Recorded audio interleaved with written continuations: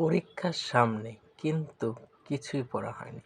এই প্রবলেমটা কিন্তু আমরা সবাই ফেস করি এবং যখন দেখি পরীক্ষার আর ২ দিন কিংবা ১ দিন আছে তখন আমরা ভাবি এতদিন করলামটা কি?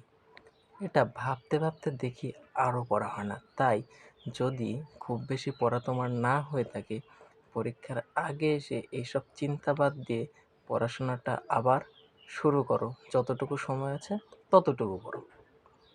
আর একটা জিনিস মনে রাখবা যে এই সমস্যাটা শুধু তোমার একার নয়, তোমার বন্ধুকে জিজ্ঞেস করে দেখবা, তোমার বন্ধুরও কিছু পড়া হয় নাই। তাই এই ওভার থিঙ্কিংটাকে বাদ দিয়ে যতটুকু সময় আছে ততটুকু পড়াশোনা করো।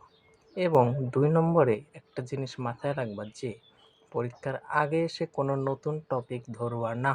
কারণ নতুন টপিক পড়তে, পড়তে পুরাতন টপিকগুলো তুমি আবার ভুলে যেতে পারো। তাই পুরাতন টপিক এবং যেগুলো ভালোভাবে জানো সেগুলোই আবার রিভাইজ করবে। তাহলে এটা সম্পর্কে তোমার একটা ভালো ধারণা সৃষ্টি হবে এবং সবসময় পজিটিভ থাকার চেষ্টা করবে। আর পরীক্ষার আগে যারা ভিডিওগুলো দেখছো তাদেরকে বলতে চাই, ভালোভাবে পড়াশোনা করো, তাহলে আর এসব ভিডিওর দরকার